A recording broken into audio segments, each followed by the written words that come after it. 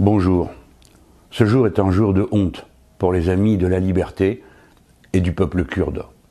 Le peuple kurde a été la pointe avancée de la bataille contre les armées de l'islamisme politique en Irak et en Syrie. Ils ont été les meilleurs alliés, les plus braves, les plus fidèles, les plus dévoués, les plus courageux, femmes et hommes, pour combattre Daesh et ses différents alliés de même variété. Et aujourd'hui, le dictateur islamiste Erdogan a décidé de détruire la poche de Kurdes qui se trouve à Afrin, ainsi que des milliers de réfugiés qui étaient venus du reste du pays syrien pour se placer sous la protection de la liberté et des Kurdes. Le dictateur a décidé de les agresser, a décidé de les détruire, a décidé de les anéantir.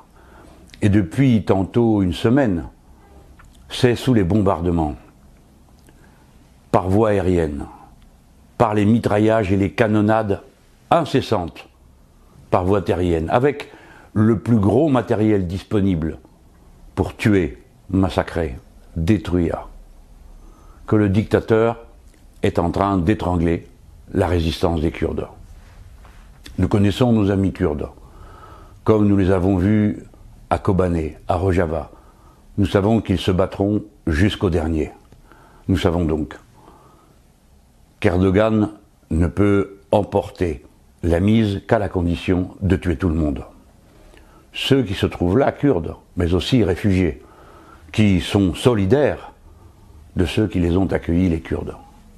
Et pendant ce temps, où sont passés tous ceux qui nous ont fait tant de leçons sur la guerre en Syrie, sur ceux qui passent des heures à diffuser des images quasiment toutes truquées d'un camp ou de l'autre à propos de la bataille de la Ghouta, à ceux qui ont poussé des cris d'indignation justifiés contre Bachar al-Assad, mais qui n'ont pas un mot contre Erdogan.